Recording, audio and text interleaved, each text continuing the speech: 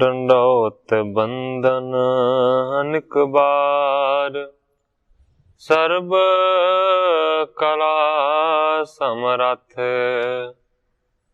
Dolan तेरा खौ प्रभु, नानक दे कर हथ।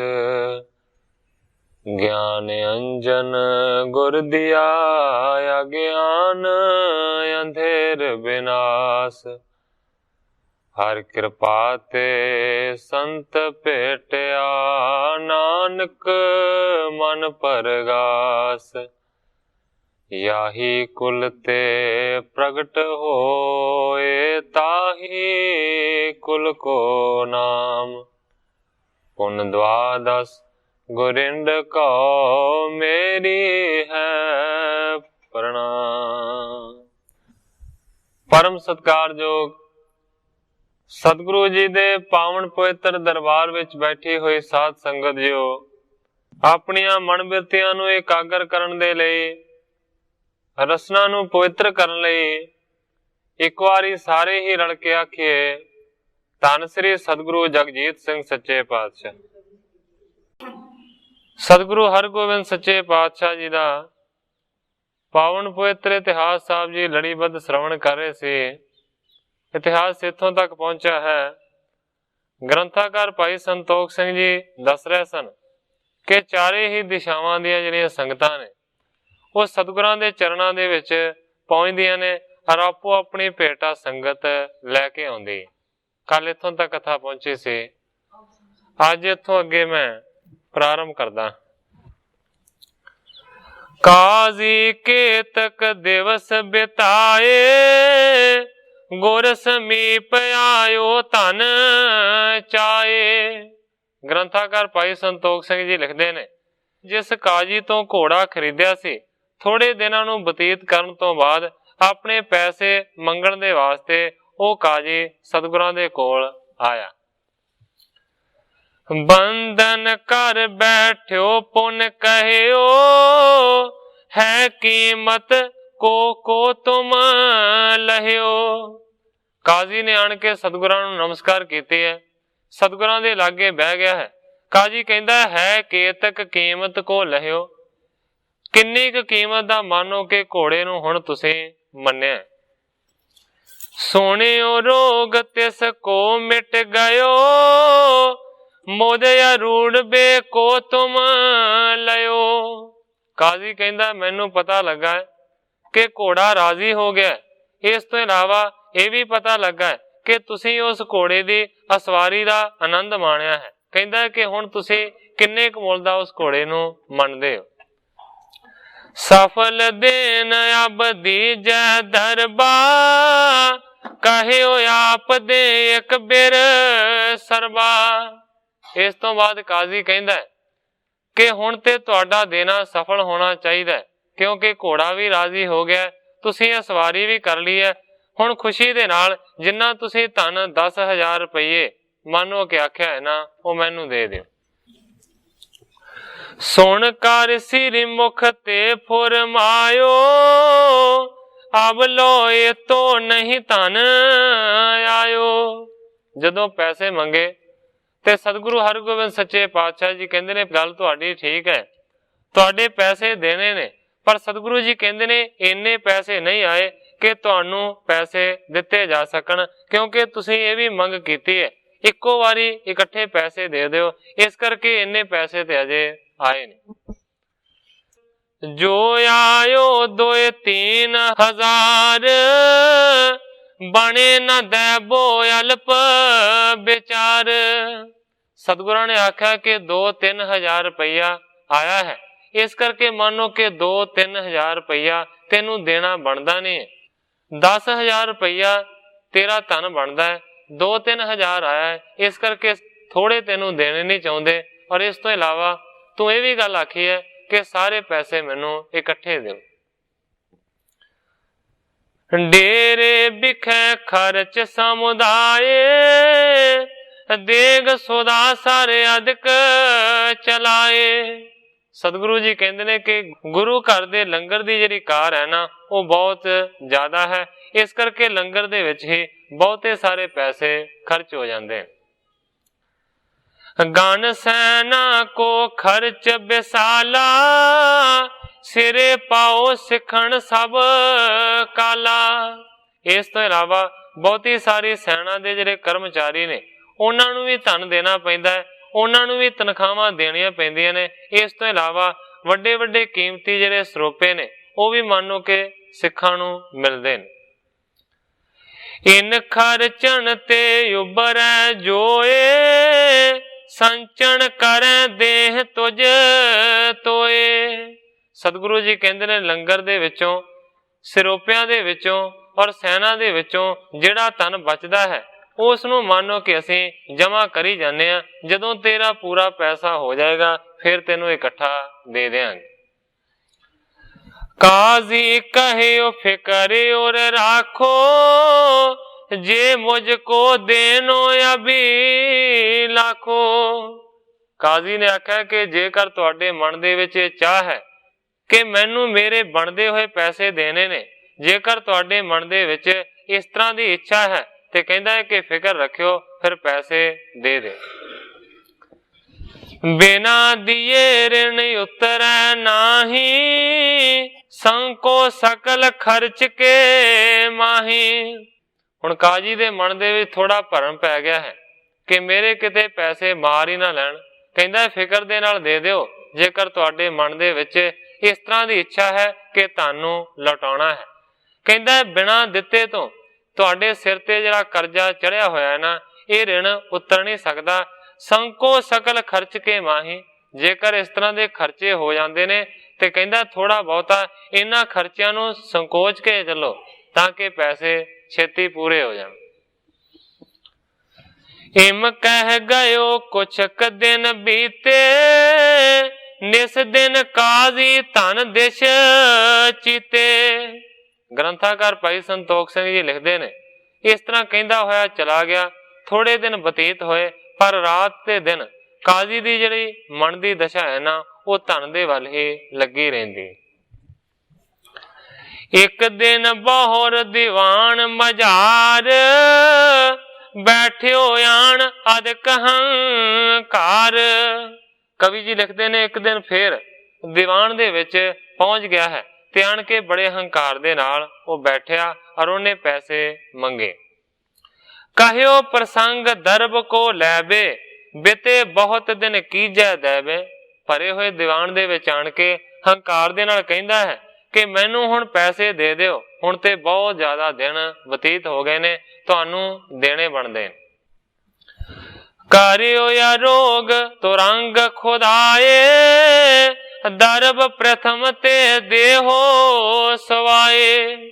ਕਾਜੀ ਸਤਿਗੁਰੂ ਹਰਗੋਬਿੰਦ ਸੱਚੇ ਪਾਤਸ਼ਾਹ ਜੀ ਨੂੰ ਕਹਿੰਦਾ ਕਿ ਖੁਦਾ ਦੀ ਰਹਿਮਤ ਦੇ ਨਾਲ ਜਿਹੜਾ ਘੋੜਾ ਹੈ ਹੁਣ ਤੇ ਬਿਲਕੁਲ ਅਰੋਗ ਹੋ ਗਿਆ ਹੈ, ਰਾਜ਼ੀ ਹੋ ਗਿਆ। ਇਸ ਕਰਕੇ ਮੰਨੋ ਕਿ ਤੁਹਾਨੂੰ ਤੇ ਸਵਾਏ ਜਿਹੜੇ ਪੈਸੇ ਨੇ ਨਾ ਉਹ ਦੇਣੇ ਚਾਹੀਦੇ ਨੇ, ਪਰ ਤੁਸੀਂ ਤੇ ਕਹੇ ਹੋਏ ਪੈਸੇ ਵੀ ਅਜੇ ਨਹੀਂ ਦਿੱਤੇ। ਹਜ਼ਰਤ ਕੋ ਪਾਏ ਨਾ ਅਸਵਾਰੀ, ਪ੍ਰਾਪਤ ਤੁਮੈ ਭਾਗ ਕੇ ਭਾਰੀ। ਕਹਿੰਦਾ ਹੈ ਕਿ ਬਾਦਸ਼ਾਹ ਸ਼ਾਹਜਹਾਂ ਨੂੰ ਘੋੜੇ ਦੀ ਸਵਾਰੀ ਕਰਨ ਦੇ ਵਾਸਤੇ ਨਸੀਬ ਨਹੀਂ ਹੋਈ, ਪਰ ਮੰਨੋ ਕਿ ਤੁਸੀਂ ਬਹੁਤ ਵੱਡੇ ਭਾਗਾਂ ਵਾਲੇ ਹੋ ਕਿ ਘੋੜਾ ਖੁਦਾ ਨੇ ਰਾਜ਼ੀ ਵੀ ਕਰ ਦਿੱਤਾ ਔਰ ਇਸ ਤੋਂ ਇਲਾਵਾ ਤੁਸੀਂ ਉਹਦੀ ਸਵਾਰੀ ਦਾ ਵੀ ਆਨੰਦ ਮਾਣਿਆ। ਮੁਝ ਕੋਈ ਤੋ ਦਰਬ ਦਿਲਵਾਵੇ, ਰਾਵਰ ਕੋਈ ਆਨੰਦ ਦਿਖ ਰਾਵੇ। ਘੋੜਾ ਕਹਿੰਦਾ ਹੈ ਕਿ ਬੜਾ ਵਧੀਆ ਹੈ, ਇੱਕ ਪਾਸੇ ਮੈਨੂੰ ਇਸ ਘੋੜੇ ਨੇ ਮੰਨੋ ਕਿ ਪੈਸੇ ਦਿਵਾਉਣੇ ਨੇ ਤੇ ਦੂਸਰੇ ਪਾਸੇ ਤੁਸੀਂ ਆਨੰਦ ਉਸ ਦੀ ਸਵਾਰੀ ਦਾ ਲੈ ਰਹੇ। ਸ੍ਰੀ ਗੁਰ ਕਹਿਓ ਖੁਦਾਏ ਪੁਚਾਏ, ਜਿਸ ਕੀ ਵਸਤ ਤਿਸੀ ਟਿਗ ਆਏ। ਸਤਿਗੁਰੂ ਹਰਗੋਬਿੰਦ ਸੱਚੇ ਪਾਤਸ਼ਾਹ ਜੀ ਕਹਿੰਦੇ ਨੇ ਕਿ ਖੁਦਾ ਹੀ ਕਿਸੇ ਦੇ ਕੋਲ ਐਸੀ ਚੀਜ਼ ਪਹੁੰਚਾਉਂਦਾ ਹੈ। ਕਹਿੰਦੇ ਨੇ ਜਿਸ ਦੀ ਚੀਜ਼ ਹੁੰਦੀ ਹੈ ਨਾ ਉਸੇ ਦੇ ਕੋਲ ਆਖਰਕਾਰ ਖੁਦਾ ਪਹੁੰਚਾ ਹੀ ਦਿੰਦਾ ਹੈ, ਭਾਵੇਂ ਕੋਈ ਵੀ ਬਹਾਨਾ ਉਹ ਬਣਾ ਦੇਵੇ। ਪ੍ਰਭ ਆਗੇ ਕਿਆ ਮਨੁੱਖ ਵਿਚਾਰਾ, ਕਰੇ ਜਿਉਜ ਅਨੇਕ ਪ੍ਰਕਾਰਾ। ਸਤਿਗੁਰੂ ਜੀ ਕਹਿੰਦੇ ਨੇ ਕਿ ਪ੍ਰਭੂ ਦੇ ਅੱਗੇ ਅਕਾਲ ਪੁਰਖ ਦੇ ਅੱਗੇ ਮਨੁੱਖ ਵਿਚਾਰਾ ਕੀ ਕਰ ਸਕਦਾ ਹੈ। ਭਾਵੇਂ ਕਿੰਨਾ ਵੀ ਜ਼ੋਰ ਲਾਵੇ, ਅਨੇਕਾਂ ਤਰੀਕੇ ਬਣਾਵੇ, ਪਰ ਖੁਦਾ ਜੋ ਚਾਹੁੰਦਾ ਹੈ ਨਾ ਉਹ ਉਸੇ ਤਰ੍ਹਾਂ ਹੋ ਕੇ ਰਹਿੰਦਾ। खोजत पहुंचो सिख हमारा, रूम वलायत बड़ी मझारा। सतगुरु सच्चे पातशाह जी कहते ने काजी साहब दरअसल सच्ची गल ते है कि घोड़ा साडा है, साडा जिहड़ा सिख है ना वो मानो कि इस नूं रोम दे विचों लैके आया। दरब लाख तह दे कर लियायो, किसते कहे शाह सुन पायो। सतगुरु जी कहते ने कि 1 लाख रुपया इस घोड़े की कीमत साडे सिख ने अदा की ते बड़ियां मुश्किलों दे नाल वो लैके साडे कोल आ रहा सी। पर सतगुरु जी कहते ने किसके कहे शाह सुन पायो, किसी ने आख्या ते बादशाह नूं इस गल दा पता लगा। तुरंग मंगायो सीने जोरी, पिखियो न्याय ते नहीं प्रभ योरी। कहते ने कि फिर बादशाह शाहजहां ने मानो कि सीने दे जोर दे नाल धक्के शाही दे नाल घोड़े नूं अपने कोल मंगा लिया। पिखियो न्याय ते नहीं प्रभु होरे, मानो कि जो न्यायकारी प्रभु है ना उस दी तरफ ख्याल नहीं कीता। किम खुदाए को भावै बात, समझ ले हो काजी इस भांत। ते सतगुरु सच्चे पातशाह जी कहते ने कि खुदा नूं ये गल किवें भाउंदी सी कि किसे दे नाल धक्केशाही होवे। इस करके काजी साहब खुदा नूं ये गल चंगी नहीं लगी ते जिहदे वास्ते घोड़ा आ रहा सी ना दरअसल उसे दे कोल ही ये घोड़ा आण के पहुंच गया है। तुसीं बेकार दे विच ही आण के झगड़ा पा रहे हो। इस तरीके दे नाल सतगुरां ने आख्या। ग्रंथाकार भाई संतोख सिंह जी जिस तरह इस कथा नूं लिखणगे वो मैं अगे बयान करांगा, पर करतार सिंह जी कलास वालिए ने एक थोड़ा जिहा इत्थे वखरा मोड़ पाया। जिस तरह करतार सिंह जी कलास वालिए लिखते ने, मैं वो साध संगत दे सन्मुख पहला पेश करांगा कि उस वेले की होया। घोड़ा गुरु दा गुरु दे पास आया, बैठा मुफ्त दी लत अड़ाए काजी। 4 दिन उड़ीक के लैन पैसे, सतगुरु जी दे पास आए काजी। 1-2 वारी टाल टूल दिता, छिथा पै करोद वधाए काजी। गुरां वेखिया हुण पै गया छिथा, कहंदे नाल प्यार बिठाए काजी। जेड़े मुल आया उसे मुल गया, जेड़े मुल आया उसे मुल गया। तुसी रहे क्यों दुख मनाए काजी। साडे वास्ते सिख ले आया सी, सूबे खोलिया जोर दिखाए काजी। साडा दाओ लगा असां लिया तेथों, जा तू अपना जोर लगाए काजी। ये सुन के भड़किया अग वांगू, बादशाह दा जोर जताए काजी। वध घट कुछ बोल कबोल आखे, वध घट कुछ बोल कबोल आखे। दिता सिखां ने फड़ तकाए काजी। रोंदा घर नूं गया करतार सिंघा, घोड़ा मुफ्त दे विच खुहाए काजी। हुण करतार सिंह जी कलास वालिए इंज लिखदे ने कि सतगुरां ने आख्या जेड़ा मुल सी ना उसे मुल सानू मिल गया है, इस करके तेरे पैसे नहीं बनते। सतगुरु सच्चे पातशाह जी नूं वध घट बोलिया ते मानो कि फिर सिखां ने दबका के उस काजी नूं घर नूं दौड़ा दिता।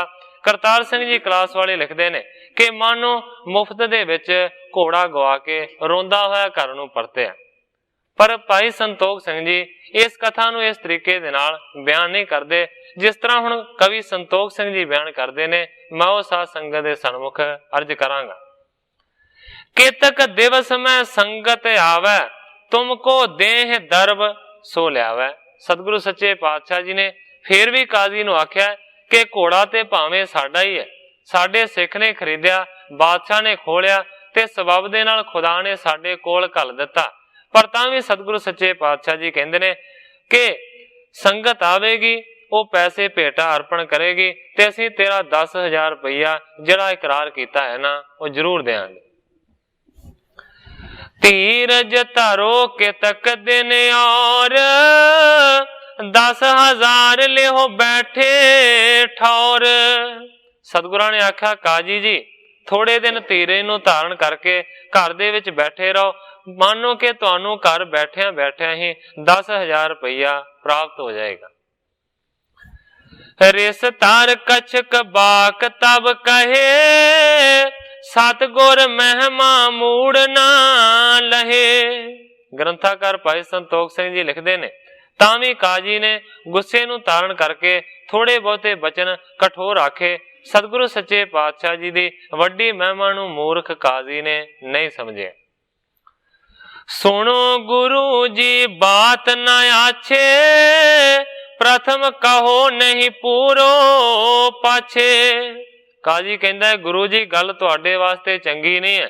ਪਹਿਲਾਂ ਤੁਸੀਂ ਬਚਨ ਕੀਤਾ ਕਿ ਤੈਨੂੰ ਪੈਸੇ ਦੇ ਦਿਆਂਗੇ, ਪਰ ਇੰਨਾ ਚਿਰ ਹੋ ਗਿਆ ਅਜੇ ਤੱਕ ਤੁਸੀਂ ਪੈਸੇ ਦੇਣ ਦਾ ਨਾਂ ਹੀ ਨਹੀਂ ਲੈਂਦੇ। ਕਬ ਲਓ ਮੈਂ ਧੀਰਜ ਧਰ ਰਹਾ ਚਿਰਕਾਲ ਪਾਦਰ ਬਣਾ ਲਹੋ। ਕਾਜ਼ੀ ਕਹਿੰਦਾ ਜਦੋਂ ਆਉਣਾ ਹਾਂ ਕਹਿੰਦੇ ਉਹ ਧੀਰਜ ਰੱਖੋ, ਦੇ ਦਿਆਂਗੇ ਪੈਸੇ। ਕਹਿੰਦਾ ਕਿੰਨਾ ਚਿਰ ਤੱਕ ਮੈਂ ਧੀਰਜ ਨੂੰ ਧਾਰਨ ਕਰਕੇ ਰੱਖਾਂ, ਬੜਾ ਚਿਰ ਹੋ ਗਿਆ ਪੈਸੇ ਅੜਿਆ ਹੋਇਆ, ਅਜੇ ਪੈਸੇ ਮਿਲੇ ਨਹੀਂ, ਮੈਂ ਕਿਵੇਂ ਧੀਰਜ ਨੂੰ ਧਾਰਨ ਕਰਾਂ। ਸੌਦਾ ਨਹੀਂ ਤੋ ਰੰਗ ਕੋ ਫਿਰੇ ਤਉ ਲਿਜਾਵੇ ਦੇਹੋ ਹਮ ਘਰੇ। ਹੁਣ ਕਾਜੀ ਦੀ ਜਿਹੜੀ ਨੀਅਤ ਹੈ ਨਾ ਉਹ ਥੋੜੀ ਬੇਈਮਾਨ ਹੋ ਗਈ ਕਿ ਜੇ ਧਨ ਨਹੀਂ ਦਿੰਦੇ ਤੇ ਘੋੜਾ ਰਾਜ਼ੀ ਹੋ ਗਿਆ, ਘੋੜਾ ਲੱਖ ਰੁਪਈਏ ਦਾ ਹੈ, ਇਹ ਲੈ ਲਵਾਂ। ਕਾਜੀ ਕਹਿੰਦਾ ਸੌਦਾ ਨਹੀਂ ਤੁਰੰਗ ਕੋ ਫਿਰੇ।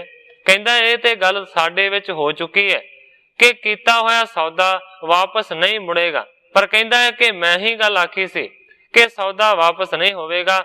ਅੱਜ ਮੈਂ ਹੀ ਤੁਹਾਨੂੰ ਇਹ ਗੱਲ ਕਹਿਣਾ ਹਾਂ ਕਿ ਜੇਕਰ ਪੈਸੇ ਨਹੀਂ ਦਿੰਦੇ ਤੇ ਮੈਨੂੰ ਘੋੜਾ ਵਾਪਸ ਦੇ ਦਿਓ, ਮੈਂ ਘਰ ਲੈ ਜਾਣਾ। ਹੈ ਰਾਖੋ ਤੋ ਧਨ ਦੇ ਦੀਜੈ ਜੇ ਨਹੀਂ ਦੇਹੋ ਤੋ ਫੇਰਨ ਕੀਜੈ। ਕਹਿੰਦਾ ਗੁਰੂ ਜੀ ਦੋ ਗੱਲਾਂ ਨੇ, ਜੇਕਰ ਪੈਸੇ ਨਹੀਂ ਦੇਣਾ ਚਾਹੁੰਦੇ ਤੇ ਘੋੜਾ ਦੇ ਦਿਓ, ਮੈਂ ਸੌਦਾ ਵਾਪਸ ਕਰ ਲੈਣਾ ਹਾਂ, ਤੇ ਜੇਕਰ ਘੋੜਾ ਰੱਖਣਾ ਤੇ ਫਿਰ ਪੈਸੇ ਦਿਓ। ਨਾਹਿ ਤਾਂ ਬਿਗੜ ਪਰੇਗੀ ਬਾਤ ਕਰੋ ਟਾਲ ਮੁਝ ਸੋ ਬਖਿਆਤ। ਕਹਿੰਦਾ ਕਿ ਜੇਕਰ ਦੋਵਾਂ ਕੰਮਾਂ ਦੇ ਵਿੱਚੋਂ ਇੱਕ ਵੀ ਕੰਮ ਨਾ ਕਰੋਗੇ ਤੇ ਫਿਰ ਮੰਨੋ ਕਿ ਗੱਲ ਵਿਗੜ ਜਾਏਗੀ, ਝਗੜਾ ਖੜਾ ਵੱਡਾ ਹੋ ਜਾਏਗਾ। ਕਿਉਂਕਿ ਜਦੋਂ ਵੀ ਆਉਣਾ ਤੁਸੀਂ ਟਾਲ ਦਿੰਦੇ ਹੋ, ਮੈਨੂੰ ਕਹਿ ਦਿੰਦੇ ਹੋ ਧੀਰਜ ਰੱਖ, ਦੇ ਦਿਆਂਗੇ ਪੈਸੇ। ਤਬ ਪਾਈ ਬ੍ਰਿਧ ਨੇ ਸਮਝਾਇਓ ਰਿਸ਼ਤੇ ਕਹਿਣ ਨਾ ਸ਼ੁਭ ਬਨ ਆਇਓ। ਸਤਿਗੁਰੂ ਜੀ ਨੇ ਕੋਈ ਵੀ ਬਚਨ ਨਾ ਕੀਤਾ। ਲਾਗੋਂ ਬਾਬਾ ਬੁੱਢਾ ਜੀ ਨੇ ਫਿਰ ਕਾਜ਼ੀ ਨੂੰ ਸਮਝਾਇਆ। ਕਹਿੰਦੇ ਨੇ ਹੇ ਕਾਜ਼ੀ ਸਾਹਿਬ, ਗੁੱਸੇ ਦੇ ਨਾਲ ਇਸ ਤਰ੍ਹਾਂ ਦੇ ਅਯੋਗ ਸ਼ਬਦ ਕਹਿਣੇ ਸਤਿਗੁਰਾਂ ਨੂੰ ਲਾਇਕ ਨਹੀਂ ਬਣਦੇ, ਯੋਗ ਨਹੀਂ ਬਣਦੇ।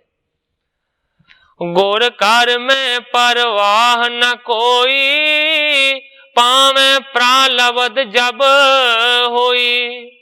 ਬਾਬਾ ਬੁੱਢਾ ਜੀ ਕਹਿੰਦੇ ਨੇ ਕਾਜੀ ਜੀ ਗੁਰੂ ਘਰ ਦੇ ਵਿੱਚ ਕਿਸੇ ਵੀ ਚੀਜ਼ ਦਾ ਕੋਈ ਘਾਟਾ ਨਹੀਂ ਹੈ, ਸਤਿਗੁਰਾਂ ਨੂੰ ਕਿਸੇ ਵੀ ਚੀਜ਼ ਦੀ ਕੋਈ ਪਰਵਾਹ ਨਹੀਂ ਹੈ। ਪਰ ਬਾਬਾ ਜੀ ਕਹਿੰਦੇ ਨੇ ਸਤਿਗੁਰਾਂ ਦੀ ਪਤਾ ਨਹੀਂ ਕੀ ਰਜਾ ਹੈ, ਇਸ ਕਰਕੇ ਜੇਕਰ ਪ੍ਰਾਲਬਧ ਦੇ ਵਿੱਚ ਹੋਇਆ ਧਨ ਤੇ ਜ਼ਰੂਰ ਮਿਲੇਗਾ। ਆਪਰ ਦਿਵਸ ਕੇਤਕ ਅਬ ਦੇਖ ਕਿਆ ਤੇ ਕਿਆ ਹੋਏ ਜਾਹੇ ਵਸ਼ੇਖ। ਕਾਜੀ ਨੂੰ ਬਾਬਾ ਬੁੱਢਾ ਜੀ ਕਹਿੰਦੇ ਨੇ ਕਿ ਥੋੜੇ ਦਿਨ ਹੋਰ ਧੀਰੇ ਨੂੰ ਧਾਰਨ ਕਰਕੇ ਦੇਖਦਾ ਰਹਿ, ਕਿਆ ਤੇ ਕਿਆ ਹੋਏ ਜਾਏ ਵਸ਼ੇਖ, ਪਤਾ ਨਹੀਂ ਅੱਗੋਂ ਕੀ ਦਾ ਕੀ ਹੋ ਜਾਣਾ। ਲੇਹੋ ਤਨ ਤੀਰ ਧਰੋ ਬੁੱਧੀਵਾਨ ਫੀਕੇ ਬਾਕ ਨਾ ਕਰੋ ਬਖਾਨ। ਬਾਬਾ ਬੁੱਢਾ ਜੀ ਕਹਿੰਦੇ ਨੇ ਧਨ ਤੁਹਾਨੂੰ ਮਿਲ ਜਾਏਗਾ, ਇਸ ਕਰਕੇ ਇਹ ਸਿਆਣੇ ਕਾਜੀ ਜੀ ਬੁੱਧੀ ਦੀ ਵਰਤੋਂ ਕਰੋ, ਧੀਰਜ ਨੂੰ ਧਾਰਨ ਕਰੋ, ਇਸ ਤਰ੍ਹਾਂ ਦੀਆਂ ਫਿੱਕੀਆਂ ਗੱਲਾਂ ਨਾ ਆਖੋ।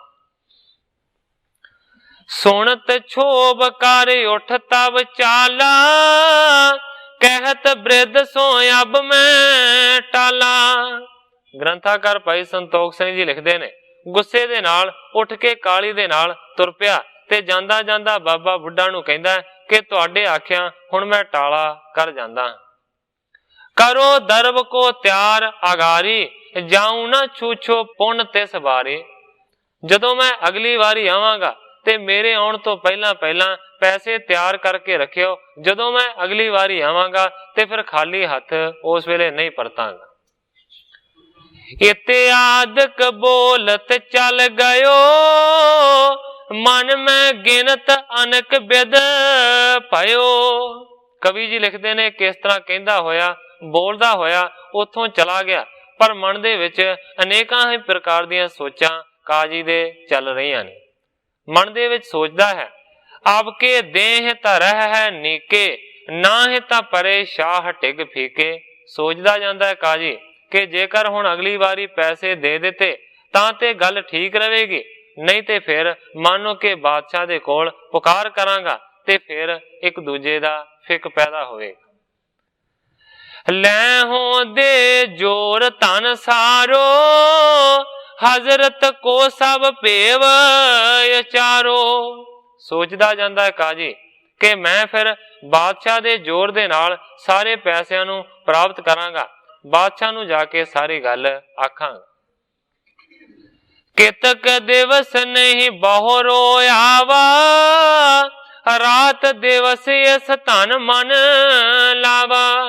ਕਵੀ ਜੀ ਲਿਖਦੇ ਨੇ ਥੋੜੇ ਦਿਨ ਫੇਰ ਨਾ ਆਇਆ, ਰਾਤ ਤੇ ਦਿਨ ਪਰ ਧਨ ਦੇ ਵੱਲ ਹੀ ਮਨ ਕਾਜ਼ੀ ਦਾ ਲੱਗਾ ਰਿਹਾ।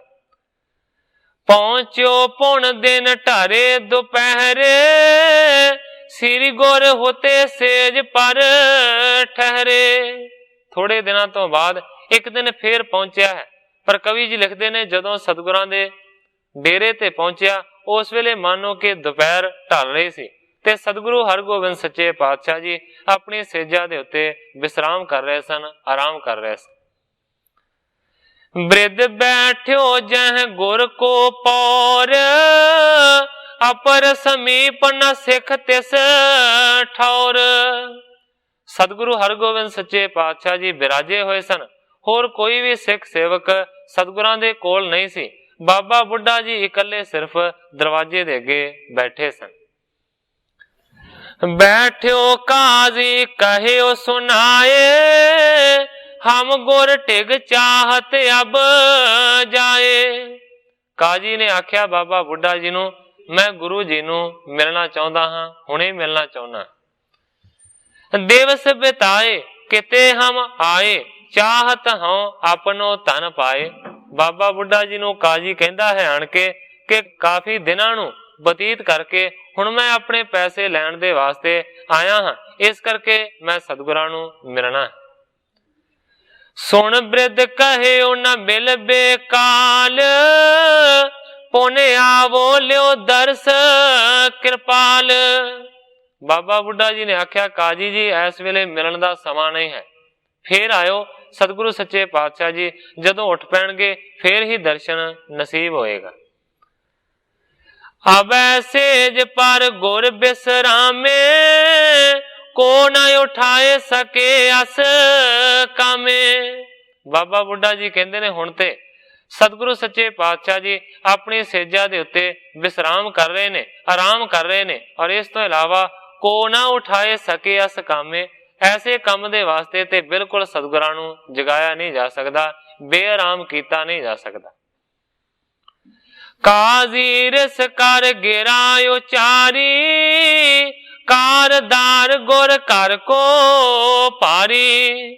ਕਾਜੀ ਨੂੰ ਗੁੱਸਾ ਆਇਆ, ਗੁੱਸੇ ਦੇ ਨਾਲ ਬਾਬਾ ਬੁੱਢਾ ਜੀ ਨੂੰ ਕਹਿੰਦਾ ਹੈ ਕਿ ਮੈਨੂੰ ਪਤਾ ਲੱਗਾ ਹੈ ਕਿ ਗੁਰੂ ਘਰ ਦਾ ਕਾਰਦਾਰ ਤੂੰ ਹੀ ਹੈ, ਸਾਰਾ ਕੁਝ ਤੂੰ ਹੀ ਸਾਂਭਦਾ ਹੈ। ਹਮਨੇ ਸੁਣਿਓ ਤੂੰ ਹੀ ਇੱਕ ਹੈ, ਖਰਚਿਆਂ ਦਰਬ ਸੰਭਾਰਤ ਰਹਿ। ਕਾਜੀ ਕਹਿੰਦਾ ਮੈਂ ਸੁਣਿਆ ਹੈ ਕਿ ਤੂੰ ਹੀ ਇਕੱਲਾ ਹੈ ਜਿਹੜਾ ਕਿ ਗੁਰੂ ਘਰ ਦੀ ਉਗਰਾਹੀ ਨੂੰ ਸਾਂਭਦਾ ਵੀ ਹੈ, ਔਰ ਜਿੱਥੇ ਖਰਚਾ ਕਰਨਾ ਹੁੰਦਾ ਹੈ ਉਹ ਵੀ ਤੂੰ ਹੀ ਕਰਦਾ ਹੈ, ਮੈਨੂੰ ਇਸ ਤਰ੍ਹਾਂ ਪਤਾ ਲੱਗਾ। ਗੁਰ ਸੋ ਮਿਲਨ ਹੋਏ ਕਹਿ ਨਾਹੀ, ਦਰਬ ਸਰਬ ਲੈ ਮੈਂ ਤੁਝ ਪਾਹੀ। ਕਾਜੀ ਕਹਿੰਦਾ ਹੈ ਕਿ ਮੈਨੂੰ ਗੁਰੂ ਨੂੰ ਮਿਲਣ ਦੀ ਕੋਈ ਲੋੜ ਨਹੀਂ ਹੈ, मैनू ते अपने पैसे चाहिए ने। कहता है कि गुरु दे नाल मिलाप होवे जां ना होवे, मैनू इस गल दे नाल कोई फर्क नहीं पैंदा। कहता मैं ते अपने पैसे लैने ने, इस करके कहता है कि वो तेरे तो लै लेना, क्योंकि सारा काम कार ते तू ही सांभदा। सो पी तुझ ते करें दिवावन, देहो अब मोको बात सुहावन। काजी कहता है कि जेकर सतगुरां नूं मिल भी पिया, उन्होंने आख्या भी ते तेनू ही आखना है ना कि इस काजी नूं 10,000 रुपया दे दे, क्योंकि आपां अजकल भी वेखदे आ, पुराने समय तो भी इसे तरह का रिवाज है कि सतगुरु सच्चे पातशाह जी ते पैसे किन्ने आए ने किन्ने गए ने, इहदा कोई हिसाब रखते नहीं। जिन्हें अर्ज की है सतगुरां ने हुक्म कर देना है अपने सेवादार नूं कि इस आदमी नूं इन्ना धन दे दिओ। काजी कहता है कि सतगुरु जी ने तेनू ही हुक्म करना है कि बाबा जी इसनूं 10,000 रुपया दे दिओ। इस करके अपने दोवां दी गल इस तरह हो सकती है कि सतगुरु जी भी बिराजे रहन, तुहानू भी सारी गल दा पता है, ते तुसी मैनू 10,000 रुपया दे दिओ, क्योंकि सतगुरु जी उठे उन्होंने भी तुहाडे तो ही दिवाउणा है। कहे ब्रेद हम कौन बिचारे, आप संभारे अपनी कारे। बाबा बुढ़ा जी ने बड़ी निमरता दे नाल आख्या, कहंदे ने काजी जी मैं विचारा की सिख हाँ, सतगुरु सच्चे पातशाह जी अपनी कार नूं आपे ही संभाल देन। जब उठ सिरी गुर वहर थिरै हैं, तब ही तिन को दर्शन पै। बाबा बुढ़ा जी कहते ने मैं मनदा हाँ कि सतगुरु सच्चे पातशाह जी मैनू हुक्म करनगे, मैं उन्हां दे हुक्म दे अनुसार तुहानू पैसे दे देवांगा, पर सतगुरु सच्चे पातशाह जी की आग्या तो बगैर नहीं दे सकता। सतगुरु जी जो हुक्म करनगे कि भाई दे दे, मैं दे देंगा। इस करके उन्हां दा दर्शन उदों होवेगा, उन्हां दे नाल मिलाप उदों होवेगा जदों सतगुरु जी उठणगे। इतनी करें शीघ्रता काहे, अंतर बरियो चहत गुर पाहे। कहंदे ने काजी इन्ने दिन रुक गया, थोड़ा समा होर रुक जा, इत्थे ही बैठा रह, जदों सतगुरु जी जागणगे तू गलबात कर ले। इतनी करें शीघ्रता काहे, बाबा बुढ़ा जी कहंदे ने इन्नी क्यों काली करदा है। अंतर बरियो चहत गुर पाहे, मैं तेनू रोकण दा यतन कर रहा ते तू ते मल्लो मल्ली ही अंदर जाण दा प्रयत्न कर रहा। दान शवांद क्यों ना तू होए, कर निदानन की गत सोए। बाबा बुढ़ा जी कहंदे ने सियाणिया पुरखां वाली गल क्यों नहीं करदा, करे निदान की गत सोए, तू ते निदाना वालियां अनजाना वालियां काजी गल्लां करदा है। सुन काजी मूरख रिस तारी, सनमुख बृद ने निठर उचारी। जदों बाबा बुढ़ा जी ने इस तरह दी गल्लां कीतियां, ग्रंथाकार भाई संतोख सिंह जी लिखते ने मूर्ख काजी ने बहुत ही ज्यादा गुस्सा किया ते बड़े फिर उसने कठोर शब्द वरते। कहंदा क्या तू बैठियो बात बनावे, शाह जहां ते त्रास ना पावे। बाबा बुढ़ा नू कहंदा है, कहंदा कि किस तरह दी गल्लां मैनू बना बना के कह रहा है कि तेनू शाहजहां बादशाह तो डर नहीं लगता। एक बेर कह कर हजरत नाल, ले हो बन दमाद तिस काल। काजी ने भरे हुए गुस्से दे नाल फिर इस तरह कह दिता, कहंदा है कि एक बार सिर्फ बादशाह नू कहण दी देर है, उस तो बाद कहंदा है ले हो बन दमाद तिस काल, मैं जवाई बन के पैसे लवांगा जेकर सीधे तरीके दे नाल ना दिते। यही काजी ने सारियां तो वड्डी गल आखी है, जिथों बहुत वड्डा पवाड़ा खड़ा होया। कहंदा फिर जवाई बन के लवांगा जे इस तरह नहीं दिंदे।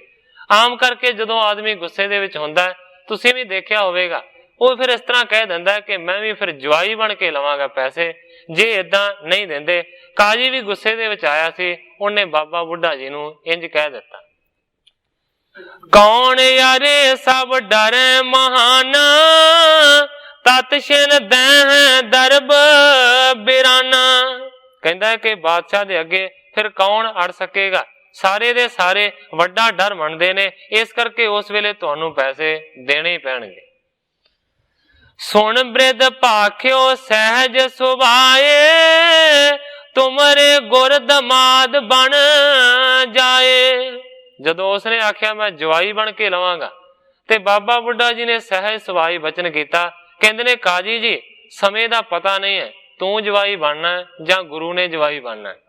ਬਾਬਾ ਬੁੱਢਾ ਜੀ ਕਹਿੰਦੇ ਨੇ ਮੈਨੂੰ ਤੇ ਲੱਗਦਾ ਹੈ ਗੁਰੂ ਤੁਮਰੇ ਦਮਾਦ ਬਣ ਜਾਏ ਕਿ ਗੁਰੂ ਨੇ ਤੇਰਾ ਜਵਾਈ ਬਣ ਜਾਣਾ। ਤੋ ਕੈਸੇ ਤਨ ਲੈ ਬੋਤਰ ਅਰਪਣ ਨਿਜ ਤਨ ਜਾ ਕੋ ਕਰੈ। ਬਾਬਾ ਬੁੱਢਾ ਜੀ ਕਹਿੰਦੇ ਨੇ ਕਿ ਜਦੋਂ ਤੇਰੇ ਗੁਰੂ ਜਵਾਈ ਬਣ ਗਏ ਤੇ ਫਿਰ ਤੂੰ ਧਨ ਕਿਵੇਂ ਲਵੇਂਗਾ? ਕਿਉਂਕਿ ਆਮ ਇਹ ਗੱਲ ਮਸ਼ਹੂਰ ਹੈ ਕਿ ਲੜਕੀ ਦਾ ਧਨ ਕਹਿੰਦੇ ਲੈਣਾ ਨਹੀਂ ਚਾਹੀਦਾ। ਸਤਿਗੁਰੂ ਜੀ ਕਹਿੰਦੇ ਨੇ ਕਿ ਜਦੋਂ ਤੇਰੇ ਜਵਾਈ ਬਣ ਗਏ ਫਿਰ ਤੇ ਸਗੋਂ ਤੂੰ ਆਪਣੀ ਧੀ ਉਹਨਾਂ ਨੂੰ ਅਰਪਣ ਕਰੇਗਾ ਤੇ ਫਿਰ ਧਨ ਤੇ ਲੈਣ ਦੀ ਗੱਲ ਹੀ ਬੜੀ ਦੂਰ ਰਹਿ ਜਾਣੀ। ਜਾਂ ਤੇ ਗਤ ਸਭ ਜਾਨੀ ਜਾਤ ਤੋ ਹੀ ਨਾ ਬਣੈ ਲੈਣ ਬਖਿਆਤ। ਹੁਣ ਬਾਬਾ ਬੁੱਢਾ ਜੀ ਬ੍ਰਹਮ ਗਿਆਨੀ ਨੇ, ਤਰਕਾਲਦਰਸ਼ੀ ਨੇ, ਉਹਨਾਂ ਨੇ ਕਹਿ ਦਿੱਤਾ, ਕਹਿੰਦੇ ਨੇ ਬਾਬਾ ਜੀ ਮੈਨੂੰ ਤੇ ਇਸ ਤਰ੍ਹਾਂ ਲੱਗਦਾ ਹੈ ਕਿ ਇਸੇ ਤਰ੍ਹਾਂ ਹੋਣਾ ਹੈ, ਗੁਰੂ ਨੇ ਤੇਰੇ ਜਵਾਈ ਬਣ ਜਾਣਾ ਤੇ ਫਿਰ ਇਹ ਧਨ ਵਾਲੀ ਗੱਲ ਤੇ ਵਿੱਚ ਹੀ ਰਹਿ ਜਾਣੀ ਹੈ, ਕਿਉਂਕਿ ਲੜਕੀ ਦਾ ਧਨ ਤੇ ਫਿਰ ਤੂੰ ਨਹੀਂ ਲਏਗਾ।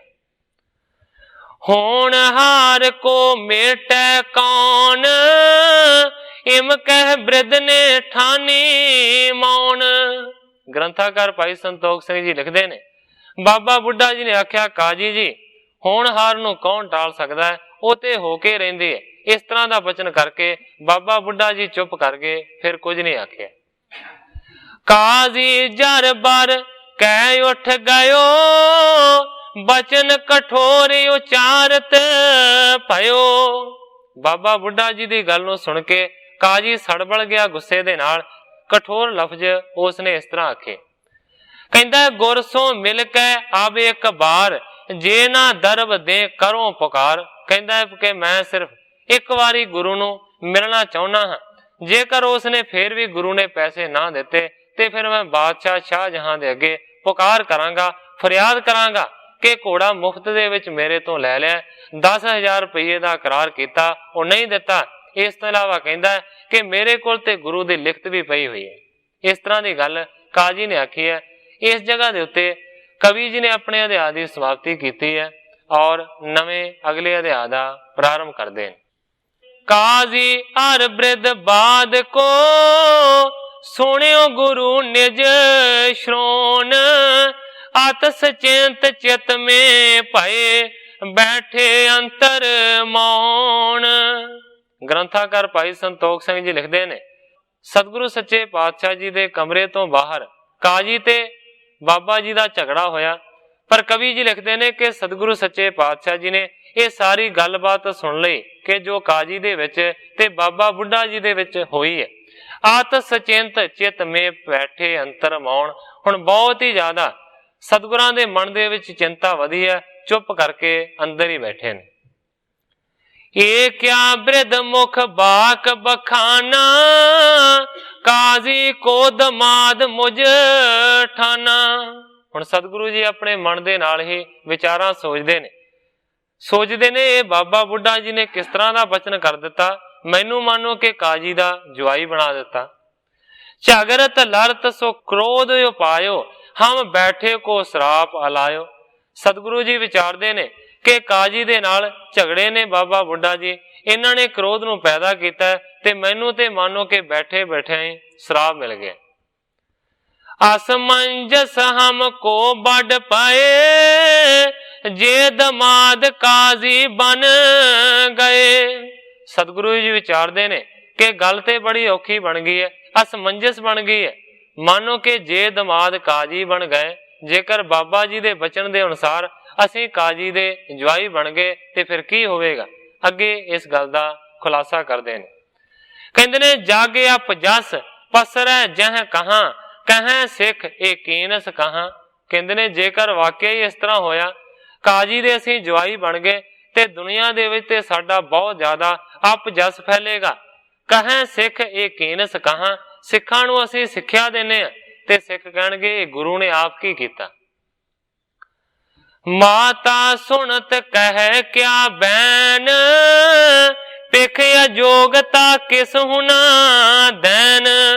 ਇਸ ਤੋਂ ਇਲਾਵਾ ਸਤਿਗੁਰੂ ਜੀ ਵਿਚਾਰਦੇ ਨੇ ਕਿ ਮਾਤਾ ਗੰਗਾ ਜੀ ਨੂੰ ਇਸ ਗੱਲ ਦਾ ਪਤਾ ਲੱਗੇਗਾ, ਉਹ ਫਿਰ ਕੀ ਸੋਚਣਗੇ ਔਰ ਮੈਨੂੰ ਮਾਨੋ ਕਿ ਅਯੋਗ ਸਮਝਣਗੇ। ਇਹਨੇ ਨਾ ਸਮਝੀ ਦਾ ਕੰਮ ਕੀਤਾ ਹੈ ਕਿ ਤੁਰਕਣੀ ਦੇ ਨਾਲ ਵਿਆਹ ਕਰਾਇਆ। ਕਿਆ ਹਮ ਕਰੇ ਨ ਬਨੇ ਉਪਾਏ, ਸਭ ਜਗ ਮੇ ਅਪਵਾਦ ਚਲਾਏ। ਹੁਣ ਸਤਿਗੁਰੂ ਜੀ ਕਹਿੰਦੇ ਨੇ ਕਰੀਏ ਕੀ? ਹੁਣ ਸਾਡਾ ਤੇ ਲੱਗਦਾ ਹੈ ਕਿ ਵਾਸੀ ਕੋਈ ਨਹੀਂ ਚੱਲਣਾ, ਕੋਈ ਉਪਾਅ ਹੀ ਨਹੀਂ ਸੁਝਦਾ, ਕੋਈ ਯਤਨ ਹੀ ਨਹੀਂ ਬਣਦਾ। ਸਾਰੀ ਦੁਨੀਆ ਦੇ ਵਿੱਚ ਵੱਡਾ ਅਪਜਸ ਫੈਲੇਗਾ ਜੇਕਰ ਇਸ ਤਰ੍ਹਾਂ ਹੋਇਆ। ਅਸ ਚਿਤ ਵਣ ਚਿਤ ਕਰ ਥਿਰ ਲੋਚਨ, ਭਏ ਸੋਚ ਬਸ ਸੋਚ ਵਿਮੋਚਨ। ਗ੍ਰੰਥਾਕਾਰ ਭਾਈ ਸੰਤੋਖ ਸਿੰਘ ਜੀ ਬਹੁਤ ਹੀ ਸੁੰਦਰ ਪ੍ਰਮਾਣ ਦਿੰਦੇ ਨੇ। ਕਹਿੰਦੇ ਨੇ ਕਿਸ ਤਰ੍ਹਾਂ ਦੀ ਸੋਚ ਸੋਚੀ ਹੈ ਤੇ ਮਾਨੋ ਕਿ ਅੱਖਾਂ ਇੱਕ ਜਗ੍ਹਾ ਦੇ ਉੱਤੇ ਰੁਕੀਆਂ ਰਹਿ ਗਈਆਂ ਨੇ। ਭਏ ਸੋਚ ਬਸ ਸੋਚ ਵਿਮੋਚਨ। ਕਵੀ ਜੀ ਲਿਖਦੇ ਨੇ ਕਿ ਜਿਹੜੇ ਸਤਿਗੁਰੂ ਜੀ ਮਾਨੋ ਕਿ ਸਾਰੀਆਂ ਸੋਚਾਂ ਨੂੰ ਖਤਮ ਕਰਨ ਵਾਲੇ ਨੇ, ਅੱਜ ਉਹੀ ਸੋਚਾਂ ਦੇ ਵਿੱਚ ਫਸ ਗਏ। ਦੋਹ ਦਿਸ਼ ਤੇ ਅਤ ਸ਼ੈ ਕਠਨਾਈ, ਕਿਹ ਤਿਆਗੈ ਕਿਹ ਕਰੇ ਬਨਾਈ। ਹੁਣ ਸਤਿਗੁਰਾਂ ਦੇ ਵਾਸਤੇ ਇੰਨੀ ਜ਼ਿਆਦਾ ਮੁਸ਼ਕਲ ਵਾਲੀ ਗੱਲ ਬਣ ਗਈ ਹੈ। ਦੋ ਦਿਸ਼ ਤੇ ਅਤਿਸ਼ੈ ਕਠਨਾਈ, ਦੋਵਾਂ ਪਾਸਿਆਂ ਤੋਂ ਔਖਾਪਣ ਹੈ। ਮਾਨੋ ਕਿ ਨਾ ਤੇ ਬਾਬਾ ਜੀ ਦੇ ਬਚਨ ਨੂੰ ਹਟਾ ਸਕਦੇ ਨੇ ਤੇ ਨਾ ਹੀ ਮਾਨੋ ਕਿ ਤੁਰਕਣੀ ਦੇ ਨਾਲ ਵਿਆਹ ਕਰਾ ਸਕਦੇ ਨੇ। ਉਤੈ ਉਮੇਲ ਤੁਰਕਨੀ ਲਿਆਵਣ, ਇਤ ਵੱਡ ਸਿੱਖ ਕੋ ਬਾਕ ਹਟਾਵਣ।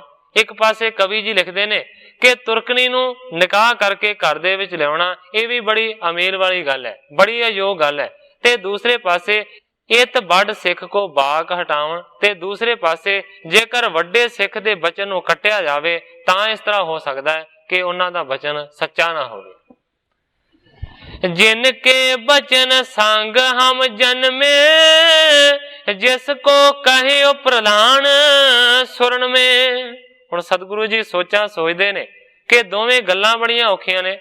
ਨਾ ਤੇ ਮਾਨੋ ਕਿ ਤੁਰਕਣੀ ਨੂੰ ਘਰ ਦੇ ਵਿੱਚ ਲਿਆਉਣ ਵਾਲੀ ਗੱਲ ਠੀਕ ਹੈ ਤੇ ਨਾ ਹੀ ਬਾਬਾ ਬੁੱਢਾ ਜੀ ਦੇ ਬਚਨ ਨੂੰ ਠਕਰਾਉਣ ਵਾਲੀ ਗੱਲ ਠੀਕ ਹੈ। ਸਤਿਗੁਰੂ ਜੀ ਸੋਚਦੇ ਨੇ ਜਿਨ ਕੇ ਬਚਨ ਸੰਗ ਹਮ ਜਨਮੇ, ਜਿਸ ਬਾਬਾ ਬੁੱਢਾ ਜੀ ਦੇ ਦਿੱਤੇ ਹੋਏ ਵਰਦਾਨ ਦੇ ਸਦਕਾ ਸਾਡਾ ਸਰੀਰ ਜਨਮਿਆ। ਜਿਸ ਕੋ ਕਹਿਓ ਪ੍ਰਧਾਨ ਸੁਰਨਵੇਂ, ਇਸ ਤੋਂ ਇਲਾਵਾ ਬਾਬਾ ਬੁੱਢਾ ਜੀ ਐਸੇ ਉੱਚੇ ਮਰਤਬੇ ਵਾਲੇ ਨੇ ਕਿ ਮਾਨੋ ਉਹਨਾਂ ਦਾ ਆਖਿਆ ਹੋਇਆ ਬਚਨ ਤੇ ਮਾਨੋ ਕਿ ਇੰਦਰ ਵਰਗੇ ਦੇਵਤੇ ਵੀ ਨਹੀਂ ਮੋੜ ਸਕਦੇ। ਜਿਸ ਕੇ ਕਹੇ ਅਚਲ ਚਲ ਪਰ, ਅਹ ਸਦਾ ਗਤ ਸਭ ਥਿਰੈ। ਹੁਣ ਸਤਿਗੁਰੂ ਜੀ ਵਿਚਾਰਦੇ ਨੇ ਕਿ ਬਾਬਾ ਬੁੱਢਾ ਜੀ ਐਸੇ ਨੇ ਜਿਨ੍ਹਾਂ ਦੇ ਆਖੇ ਹੋਏ ਬਚਨ ਦੇ ਨਾਲ ਜਿਹੜੀਆਂ ਨਾ ਚੱਲਣ ਵਾਲੀਆਂ ਚੀਜ਼ਾਂ ਨੇ ਉਹ ਵੀ ਚੱਲਣ ਲੱਗ ਪੈਣ, ਭਾਵ ਕਿ ਪਹਾੜ ਚੱਲਣ ਲੱਗ ਪੈਣ, ਹੋ ਸਕਦਾ ਹੈ ਰੁੱਖ ਵੀ ਤੁਰ ਪੈਣ। ਐਸੇ ਨੇ ਬਾਬਾ ਜੀ ਦੇ ਬਚਨ। ਤੇ ਬਾਬਾ ਜੀ ਦੇ ਬਚਨ ਐਸੇ ਵੀ ਨੇ ਕਿ ਜਿਹੜੀਆਂ ਚੱਲਣ ਵਾਲੀਆਂ ਚੀਜ਼ਾਂ ਨੇ ਉਹ ਜੜ ਬਣ ਜਾਣ, ਜਿੰਨੇ ਜੀਵ ਜੰਤੂ ਨੇ ਇਹ ਪੱਥਰ ਦੀਆਂ ਮੂਰਤਾਂ ਬਣ ਜਾਣ। ਇਹ ਵੀ ਹੋ ਸਕਦਾ ਹੈ ਬਾਬਾ ਬੁੱਢਾ ਜੀ ਦੇ ਬਚਨ ਦੇ ਵਿੱਚ ਐਸੀ ਸਮਰੱਥਾ ਹੈ। ਕੌਣ ਸਮਰੱਥ ਕਰੇ ਬਚ ਮੇਟਨ, ਖਸ਼ਟ ਗੁਰਨ ਸੋ ਹਿਤ ਕਰ ਭੇਟਣ। ਸਤਿਗੁਰੂ ਹਰਗੋਬਿੰਦ ਸੱਚੇ ਪਾਤਸ਼ਾਹ ਜੀ ਵਿਚਾਰਦੇ ਨੇ ਕਿ ਕਿਹੜਾ ਐਸਾ ਸਮਰੱਥ ਪੁਰਸ਼ ਹੋਵੇਗਾ ਜਿਹੜਾ ਕਿ ਬਾਬਾ ਬੁੱਢਾ ਜੀ ਦੇ ਆਖੇ ਹੋਏ ਬਚਨ ਨੂੰ ਮੇਟ ਸਕੇਗਾ। ਖਸ਼ਟ ਗੁਰਨ ਸੋ ਹਿਤ ਕਰ ਭੇਟਣ, ਮਾਨੋ ਕਿ ਸਤਿਗੁਰੂ ਨਾਨਕ ਦੇਵ ਸੱਚੇ ਪਾਤਸ਼ਾਹ ਜੀ ਤੋਂ ਲੈ ਕੇ ਮੇਰੇ ਤੱਕ ਮਾਨੋ ਕਿ ਪ੍ਰੇਮ ਦੇ ਨਾਲ ਇਹ ਸਾਰਿਆਂ ਨੂੰ ਮਿਲਿਆ। ਕਹਿ ਬਚ ਕੋ ਸਸ ਸੂਰਜ ਰੋਕੈ, ਜਿਸ ਬਾਰ ਸਰਾਪ ਬੀਚ ਤਰਈ ਲੋਕੈ। ਗੁਰੂ ਜੀ ਸੋਚਦੇ ਨੇ ਕਿ ਮਾਨੋ ਬਾਬਾ ਬੁੱਢਾ ਜੀ ਦੇ ਕਹੇ ਹੋਏ ਬਚਨ ਦੇ ਨਾਲ ਸੂਰਜ ਚੜ੍ਹਨੋਂ ਰੁਕ ਸਕਦਾ ਹੈ। ਇਹਨਾਂ ਦੇ ਕਹੇ ਹੋਏ ਬਚਨ ਦੇ ਨਾਲ ਮਾਨੋ ਕਿ ਜਿਹੜਾ ਚੰਦਰਮਾ ਹੈ ਉਹ ਵੀ ਰੁਕ ਜਾਵੇਗਾ। ਇਹਨਾਂ ਦੇ ਦਿੱਤੇ ਹੋਏ ਵਰਦਾਨ ਜਾਂ ਸਰਾਪ ਮਾਨੋ ਕਿ ਤਿੰਨਾਂ ਲੋਕਾਂ ਦੇ ਵਿੱਚ ਟਲ ਨਹੀਂ ਸਕਦੇ, ਭਾਵੇਂ ਆਕਾਸ਼ ਲੋਕ ਹੋਵੇ, ਭਾਵੇਂ ਪਤਾਲ ਲੋਕ ਹੋਵੇ ਤੇ ਭਾਵੇਂ ਇਹ ਮਾਤ ਲੋਕ ਹੋਵੇ। ਤਿੰਨੇ ਲੋਕਾਂ ਦੇ ਵਿੱਚ ਇਹਨਾਂ ਦਾ ਦਿੱਤਾ ਸਰਾਪ ਵੀ ਸਫਲ ਹੋਣਾ ਹੈ ਤੇ ਵਰਦਾਨ ਵੀ ਸਫਲ ਹੋਣਾ। ਬੇਦ ਹਰਿ ਸ਼ਿਵ ਸੁਣ ਕੇ ਬਰ ਸਰਾਪ, ਮੇਟ ਨ ਸਕੈ ਧਾਰ ਲੈ ਆਪ। ਮੁਨੀਆਂ ਦੇ ਵਰ ਸਰਾਪ ਬ੍ਰਹਮਾ ਜੀ, ਵਿਸ਼ਨੂੰ ਜੀ ਤੇ ਸ਼ਿਵ ਜੀ ਮੇਟ ਨਹੀਂ ਸਕਦੇ ਰਹੇ, ਸਗੋਂ ਆਪਣੇ ਉੱਤੇ ਉਹਨਾਂ ਨੇ ਇਸ ਗੱਲ ਨੂੰ ਧਾਰਨ ਕੀਤਾ। ਸੋ ਹਮ ਨਿਫਲ ਕਰੈ ਅਬ ਕੈਸੇ, आहे बढ़न मेरे यादा ऐसे। हुण सतगुरु जी सोचां सोचदे ने कि मानो इन्हां दे आखे होए बचन नूं असीं किस तरह निसफल कर सकदे हां। ਇਹ ਵੱਡਣ ਮਰਿਆਦਾ ਐਸੇ, ਵੱਡਿਆਂ ਨੇ ਮਰਿਆਦਾ ਹੀ ਐਸੀ ਬੰਨੀ ਹੈ ਕਿ ਜਿਹੜਾ ਵੀ ਮਹਾਂਪੁਰਖ ਬਚਨ ਕਰ ਦਿੰਦਾ ਸੀ ਉਸ ਦੇ ਬਚਨ ਨੂੰ ਕਦੇ ਵੀ ਮੇੜਦੇ ਨਹੀਂ ਸਨ। ਰਾਮਚੰਦ ਮਾਨਿਓ ਬਰ ਆਈ, ਸਦਨ ਰਾਖਸ਼ਨ ਸੀਆ ਪੁਚਾਈ। ਹੁਣ ਪੁਰਾਣਾ ਪ੍ਰਸੰਗ ਚੇਤੇ ਕੀਤਾ ਸਤਿਗੁਰਾਂ ਨੇ। ਮਾਨੋ ਕਿ ਭਗਵਾਨ ਰਾਮਚੰਦਰ ਜੀ ਨੇ ਵੀ ਮਾਨੋ ਕਿ ਆਪਣੇ ਉੱਤੇ ਦਿੱਤੇ ਹੋਏ ਸਰਾਪ ਨੂੰ ਚੱਲਿਆ ਤੇ ਰਾਖਸ਼ਾਂ ਦੇ ਘਰਾਂ ਦੇ ਵਿੱਚ ਸੀਤਾ ਨੂੰ ਬਹਾਨੇ ਦੇ ਨਾਲ ਪਹੁੰਚਾ ਦਿੱਤਾ। ਇਸ ਦੇ ਪਿੱਛੇ ਇੱਕ ਬਹੁਤ ਵੱਡਾ ਕਾਰਨ ਸੀ। ਉਹ ਕਾਰਨ ਹੁਣ ਸਾਹਮਣੇ ਆ ਗਿਆ। 2-4 ਮਿੰਟਾਂ ਦੇ ਵਿੱਚ ਮੈਂ ਅਰਜ਼ ਕਰਾਂਗਾ ਕਿ ਕੀ ਕਾਰਨ ਸੀ ਐਸਾ ਹੋਣ ਦਾ। ਇਹ ਨਾਰਦ ਨੇ ਸਰਾਪ ਦਿੱਤਾ ਸੀ ਭਗਵਾਨ ਵਿਸ਼ਨੂੰ ਨੂੰ, ਕਿਉਂਕਿ ਆਪਾਂ ਮੰਨਦੇ ਹਾਂ ਕਿ ਜੋ ਮਾਤ ਲੋਕ ਦੇ ਵਿੱਚ ਸਤਿਗੁਰੂ ਬਣ ਕੇ ਆਉਂਦਾ ਹੈ, ਅਵਤਾਰ ਬਣ ਕੇ ਆਉਂਦਾ ਹੈ, ਉਹ ਭਗਵਾਨ ਵਿਸ਼ਨੂੰ ਦਾ ਅਵਤਾਰ ਹੁੰਦਾ ਹੈ। ਸਾਖੀ ਇਸ ਤਰ੍ਹਾਂ ਆਉਂਦੀ ਹੈ ਕਿ ਨਾਰਦ ਨੇ ਇੱਕ ਵਾਰੀ ਇਹ ਗੱਲ ਕਹਿ ਦਿੱਤੀ ਸਭਾ ਦੇ ਵਿੱਚ ਕਿ ਮੈਂ ਕਾਮ ਨੂੰ ਜਿੱਤ ਲਿਆ। ਤੇ ਭਗਵਾਨ ਐਸਾ ਹੈ, ਉਹ ਲੀਲਾ ਹੀ ਐਸੀਆਂ ਕਰਦਾ ਹੈ ਕਿ ਮਾਨੋ ਹੰਕਾਰ ਨੂੰ ਦੂਰ ਕਰ ਦੇਵੇ। ਹੰਕਾਰ ਦੇ ਨਾਲ ਨਾਰਦ ਨੇ ਇਹ ਗੱਲ ਕਹਿ ਦਿੱਤੀ ਮੈਂ ਕਾਮ ਨੂੰ ਜਿੱਤ ਲਿਆ, ਮੇਰੇ ਤੇ ਕਾਮ ਹੈ ਵੀ ਨਹੀਂ ਹੋ ਸਕਦਾ। ਤੇ ਫਿਰ ਵਿਸ਼ਨੂੰ ਭਗਵਾਨ ਨੇ ਐਸੀ ਵਿਧ ਬਣਾ ਦਿੱਤੀ ਕਿ ਕਿਸ ਤਰ੍ਹਾਂ ਇਹਦੇ ਹੰਕਾਰ ਦਾ ਖੰਡਨ ਕੀਤਾ ਜਾਵੇ। ਭਗਵਾਨ ਨੇ ਐਸੀ ਵਿਧੀ ਬਣਾਈ ਕਿ ਕਿਸੇ ਸਮੇਂ ਦੇ ਉੱਤੇ ਕਿਸੇ ਰਾਜਕੁਮਾਰੀ ਦਾ ਸਵੈੰਬਰ ਸੀ। ਉਹਨੇ ਆਪਣੇ ਆਪ ਮਾਨੋ ਕਿ ਆਪਣਾ ਵਰ ਚੁਣਨਾ ਸੀ। ਬਹੁਤ ਵੱਡੇ ਵੱਡੇ ਰਾਜੇ ਮਹਾਰਾਜੇ ਉੱਥੇ ਵਰਨ ਦੇ ਵਾਸਤੇ ਉਸ ਰਾਜਕੁਮਾਰੀ ਨੂੰ ਚਲੇ ਗਏ। ਤੇ ਉਸ ਵੇਲੇ ਮਾਨੋ ਕਿ ਨਾਰਦ ਜੀ ਵੀ ਭਰਮ ਗਏ, ਉਹ ਵੀ ਸਵੈੰਬਰ ਦੇ ਵਿੱਚ ਪਹੁੰਚ ਗਏ। ਨਾਰਦ ਜੀ ਨੇ ਜਦੋਂ ਰਾਜਕੁਮਾਰੀ ਨੂੰ ਦੇਖਿਆ ਤੇ ਮਨ ਦੇ ਵਿੱਚ ਕਾਮ ਪੈਦਾ ਹੋਇਆ। ਨਾਰਦ ਦਾ ਮਨ ਜਿਹੜਾ ਸੀ ਨਾ ਉਹ ਰਾਜਕੁਮਾਰੀ ਦੇ ਉੱਤੇ ਮੋਹਿਤ ਹੋ ਗਿਆ। ਮਨ ਦੇ ਵਿੱਚ ਵਿਚਾਰ ਬਣਾਈ ਕਿ ਮੈਂ ਤੇ ਇਸ ਰਾਜਕੁਮਾਰੀ ਦੇ ਨਾਲ ਵਿਆਹ ਕਰਾਵਾਂਗਾ। ਆਖਰਕਾਰ ਜਿਹੜੀ ਉਹ ਲੜਕੀ ਸੀ ਰਾਜਕੁਮਾਰੀ, ਉਹਦੀ ਸਾਰਿਆਂ ਤੋਂ ਵੱਡੀ ਇੱਕੋ ਇੱਕ ਸ਼ਰਤ ਸੀ ਕਿ ਦੁਨੀਆ ਦੇ ਵਿੱਚ ਜਿਹੜਾ ਸਾਰਿਆਂ ਤੋਂ ਸੋਹਣਾ ਹੋਵੇਗਾ ਨਾ ਮੈਂ ਉਹਦੇ ਨਾਲ ਵਿਆਹ ਕਰਾਵਾਂਗੀ। ਵਿਦਵਾਨਾਂ ਨੇ, ਇਤਿਹਾਸਕਾਰਾਂ ਨੇ ਇਹੀ ਗੱਲ ਥਾਂ ਥਾਂ ਤੇ ਲਿਖੀ ਹੈ ਕਿ ਭਗਵਾਨ ਵਿਸ਼ਨੂੰ ਤੋਂ ਸੁੰਦਰ ਦੁਨੀਆ ਦੇ ਵਿੱਚ ਹੋਰ ਕੋਈ ਵੀ ਨਹੀਂ। ਇਸ ਕਰਕੇ ਹੁਣ ਨਾਰਦ ਨੇ ਸੋਚਿਆ ਕਿ ਭਗਵਾਨ ਵਿਸ਼ਨੂੰ ਸਾਰਿਆਂ ਤੋਂ ਸੁੰਦਰ ਨੇ, ਇਸ ਕਰਕੇ ਮੈਨੂੰ ਚਾਹੀਦਾ ਕਿ ਉਹਨਾਂ ਦੇ ਕੋਲ ਜਾਵਾਂ ਤੇ ਉਹਨਾਂ ਨੂੰ ਕਹਾਂ ਕਿ ਮੈਨੂੰ ਆਪਣੇ ਵਰਗਾ ਬਣਾ ਦੇਣ, ਆਪਣਾ ਸਰੂਪ ਦੇ ਦੇਣ। ਇਸ ਤਰ੍ਹਾਂ ਦੀ ਵਿਚਾਰ ਕੇ ਚਲਾ ਗਿਆ ਨਾਰਦ ਭਗਵਾਨ ਵਿਸ਼ਨੂੰ ਦੇ ਕੋਲ। ਜਾ ਕੇ ਅਰਜ਼ ਬੇਨਤੀ ਕੀਤੀ ਕਿ ਇਹ ਭਗਵਾਨ ਕਿਰਪਾ ਕਰਕੇ ਮੈਨੂੰ ਆਪਣਾ ਸਰੂਪ ਦੇ ਦਿਓ। ਨਾਰਦ ਨੂੰ ਪੁੱਛਿਆ ਕੀ ਕਾਰਨ ਹੈ। ਨਾਰਦ ਕਹਿੰਦਾ ਜੀ ਮੈਂ ਉਸ ਰਾਜਕੁਮਾਰੀ ਦੇ ਨਾਲ ਵਿਆਹ ਕਰਾਉਣਾ ਹੈ। ਉਹਦੀ ਸਾਰਿਆਂ ਤੋਂ ਵੱਡੀ ਇਹ ਸ਼ਰਤ ਹੈ ਕਿ ਮੈਂ ਉਸ ਪੁਰਖ ਦੇ ਨਾਲ ਵਿਆਹ ਕਰਾਵਾਂਗੀ ਜਿਹੜਾ ਸਾਰਿਆਂ ਤੋਂ ਸੁੰਦਰ ਹੋਵੇ। ਇਸ ਕਰਕੇ ਇਹ ਭਗਵਾਨ ਕਿਰਪਾ ਕਰਕੇ ਮੈਨੂੰ ਆਪਣਾ ਸਰੂਪ ਦੇ ਦਿਓ। ਔਰ ਭਗਵਾਨ ਦੇ ਵਾਸਤੇ ਬਹੁਤ ਸਾਰੇ ਸ਼ਬਦ ਵਰਤੇ ਗਏ ਨੇ। ਉਸ ਵੇਲੇ ਮਾਨੋ ਕਿ ਨਾਰਦ ਦੇ ਮੂੰਹ ਦੇ ਵਿੱਚੋਂ ਇਹ ਬਚਨ ਨਿਕਲੇ ਨੇ ਭਗਵਾਨ ਮੈਨੂੰ ਹਰੀ ਦਾ ਸਰੂਪ ਦੇ ਦਿਓ। ਚੋਜੀ ਨੇ ਭਗਵਾਨ ਵਿਸ਼ਨੂੰ ਕਹਿੰਦੇ ਠੀਕ ਹੈ ਨਾਰਦ ਤੈਨੂੰ ਹਰੀ ਦਾ ਸਰੂਪ ਦੇ ਦਿੰਦੇ ਹਾਂ। ਹਰੀ ਦਾ ਸਰੂਪ ਦੇ ਦਿੱਤਾ। ਪਰ ਕੀਤਾ ਕੀ, ਹਰੀ ਬਾਂਦਰ ਨੂੰ ਵੀ ਆਖਿਆ ਜਾਂਦਾ ਹੈ। ਤੇ ਭਗਵਾਨ ਨੇ ਮਾਨੋ ਕਿ ਲੀਲਾ ਕਰਨ ਦੇ ਵਾਸਤੇ ਬਾਂਦਰ ਦਾ ਰੂਪ ਦੇ ਦਿੱਤਾ। ਪਰ ਉਸ ਵੇਲੇ ਕਿਹੜੇ ਇੰਨੇ ਇੰਤਜ਼ਾਮ ਸਨ ਕਿ ਸ਼ੀਸ਼ਾ ਵੇਖ ਲੈਂਦਾ ਕਿੱਦਾਂ ਦਾ ਲੱਗਦਾ। ਜਦੋਂ ਭਗਵਾਨ ਨੇ ਕਹਿ ਦਿੱਤਾ ਜਾ ਨਾਰਦ ਤੈਨੂੰ ਹਰੀ ਦਾ ਸਰੂਪ ਦਿੱਤਾ, ਨਾਰਦ ਬੜਾ ਖੁਸ਼ ਹੋਇਆ। ਉਸ ਸਵੈੰਬਰ ਦੇ ਵਿੱਚ ਪਹੁੰਚਿਆ ਹੈ। ਹੁਣ ਬਾਕੀ ਤੇ ਰਾਜੇ ਆਪਣੇ ਆਪਣੇ ਸਿਰ ਅੱਗੇ ਕਰਨ, ਪਰ ਇਹਨੂੰ ਤੇ ਇੰਨਾ ਮਾਣ ਸੀ ਕਿ ਮੈਂ ਤੇ ਸਾਰਿਆਂ ਤੋਂ ਸੋਹਣਾ ਹੈ। ਇਸ ਕਰਕੇ ਅੱਗੇ ਅੱਗੇ ਕਰੇ ਆਪਣਾ ਮੂੰਹ। ਜਦੋਂ ਬਾਰ-ਬਾਰ ਉਹਨੇ ਅੱਗੇ ਕੀਤਾ ਤੇ ਉਸ ਵੇਲੇ ਫਿਰ ਉਹ ਰਾਜਕੁਮਾਰੀ ਕਹਿੰਦੀ ਆਪਣੀ ਸ਼ਕਲ ਤੇ ਵੇਖ ਮੇਰੇ ਨਾਲ ਵਿਆਹ ਕਰਾਉਣ ਆ ਗਿਆ। ਬੜਾ ਹੈਰਾਨ ਹੋਇਆ, ਕਹਿੰਦੀ ਇਹ ਬਾਂਦਰ ਵਰਗਾ ਲੱਗਦਾ ਹੈ ਤੇ ਤੇਰੇ ਨਾਲ ਮੈਂ ਵਿਆਹ ਕਰਾਵਾਂਗੀ। ਗੁੱਸਾ ਲੱਗਾ, ਝੱਟ ਦੌੜ ਕੇ ਗਿਆ, ਪਾਣੀ ਦੇ ਵਿੱਚ ਮੂੰਹ ਦੇਖਿਆ ਤੇ ਵਾਕਿਆ ਹੀ ਰਾਜਕੁਮਾਰੀ ਦੀ ਗੱਲ ਤੇ ਸੱਚੀ ਸੀ, ਬਾਂਦਰ ਦਾ ਮੂੰਹ ਲੱਗਾ ਹੋਇਆ ਸੀ। ਦੌੜਿਆ ਉਸ ਵੇਲੇ ਭਗਵਾਨ ਵਿਸ਼ਨੂੰ ਦੇ ਕੋਲ ਪਹੁੰਚਿਆ ਤੇ ਬੜੇ ਗੁੱਸੇ ਦੇ ਨਾਲ ਕਹਿੰਦਾ ਭਗਵਾਨ ਤੂੰ ਮੇਰੇ ਨਾਲ ਚੰਗੀ ਨਹੀਂ ਕੀਤੀ। ਇੱਕ ਔਰਤ ਦੇ ਬਦਲੇ ਤੂੰ ਮੈਨੂੰ ਇੰਨਾ ਜ਼ਿਆਦਾ ਦੁਖੀ ਕੀਤਾ ਹੈ। ਮੈਂ ਤੈਨੂੰ ਸ਼ਰਾਪ ਦੇਣਾ ਹੈ ਕਿ ਤੂੰ ਵੀ ਇੱਕ ਔਰਤ ਦੇ ਪਿੱਛੇ ਰੋਂਦਾ ਫਿਰੇਗਾ। ਇਹ ਸੱਚਾ ਸਾਬਤ ਹੋਇਆ ਜਦੋਂ ਸੀਤਾ ਨੂੰ ਲੈ ਕੇ ਗਿਆ ਰਾਵਣ। ਤੇ ਉਸ ਤੋਂ ਪਿੱਛੋਂ ਕਿਸੇ ਵੀ ਇਤਿਹਾਸ ਨੂੰ ਪੜ੍ਹ ਲਓ, ਲਿਖਿਆ ਇਤਿਹਾਸਕਾਰਾਂ ਨੇ ਕਿ ਸਤਿਗੁਰੂ ਪ੍ਰਤਾਪ ਸਿੰਘ ਸੱਚੇ ਪਾਤਸ਼ਾਹ ਜੀ ਦੇ ਉਪਦੇਸ਼ ਦੇ ਵਿੱਚ ਵੀ ਆਉਂਦਾ ਹੈ ਕਿ ਉਸ ਵੇਲੇ ਮਾਨੋ ਕਿ ਰੁੱਖਾਂ ਤੋਂ ਪੁੱਛਿਆ ਭਗਵਾਨ ਨੇ ਮੇਰੀ ਸੀਤਾ ਵੇਖੀ ਹੈ, ਪਸ਼ੂ ਪੰਛੀਆਂ ਤੋਂ ਪੁੱਛਿਆ ਮੇਰੀ ਸੀਤਾ ਵੇਖੀ ਹੈ, ਇੰਨੇ ਜ਼ਿਆਦਾ ਵਿਰਲਾਪ ਕੀਤੇ। ਸੋ ਮੈਂ ਉਸ ਪਾਸੇ ਨਹੀਂ ਜਾਣਾ। ਉਸ ਵੇਲੇ ਨਾਰਦ ਨੇ ਸਰਾਪ ਦਿੱਤਾ ਕਿ ਇੱਕ ਔਰਤ ਦੇ ਪਿੱਛੇ ਮੈਨੂੰ ਤੂੰ ਇੰਨਾ ਦੁਖੀ ਕੀਤਾ ਹੈ, ਜਾ ਤੂੰ ਵੀ ਕਿਸੇ ਸਮੇਂ ਦੇ ਉੱਤੇ ਔਰਤ ਦੇ ਪਿੱਛੇ ਰੋਂਦਾ ਫਿਰੇਗਾ। ਔਰ ਇਸ ਤੋਂ ਇਲਾਵਾ ਉਸ ਨਾਰਦ ਨੇ ਇਹ ਵੀ ਆਖਿਆ ਸੀ ਕਿ ਜਿਹੜਾ ਬਾਂਦਰ ਦਾ ਮੂੰਹ ਮੈਨੂੰ ਦਿੱਤਾ ਹੈ ਨਾ, ਇਹੀ ਬਾਂਦਰ ਤੇਰੀ ਰੱਖਿਆ ਵੀ ਕਰਨਗੇ, ਤੇਰਾ ਬਚਾਅ ਵੀ ਕਰਨਗੇ। ਔਰ ਇਸੇ ਤਰ੍ਹਾਂ ਸਾਧ ਸੰਗਤ ਜੀ ਹੋਇਆ ਵੀ, ਮੈਂ ਉਸ ਪਾਸੇ ਨਹੀਂ ਜਾਣਾ। ਭਗਵਾਨ ਰਾਮਚੰਦਰ ਜੀ ਰੋਂਦੇ ਵੀ ਰਹੇ ਔਰ ਬਾਨਰਾਂ ਨੇ ਸਹਾਇਤਾ ਵੀ ਕੀਤੀ, ਉਸ ਰਾਵਣ ਨੂੰ ਮਾਰ ਕੇ ਜਿੱਤ ਦੀ ਪ੍ਰਾਪਤੀ ਵੀ ਕੀਤੀ। ਹੁਣ ਮੇਰਾ ਸਿਰਫ ਸਾਰੀ ਗੱਲ ਕਹਿਣ ਤੋਂ ਭਾਵ ਇਹ ਸੀ ਕਿ ਸਤਿਗੁਰੂ ਹਰਗੋਬਿੰਦ ਜੀ ਸੋਚਦੇ ਨੇ ਕਿ ਰਾਮਚੰਦਰ ਜੀ ਨੇ ਨਾਰਦ ਦੇ ਸਰਾਪ ਨੂੰ ਚੱਲਿਆ ਪਰ ਮਾਨੋ ਕਿ ਮਿਟਾਇਆ ਨਹੀਂ।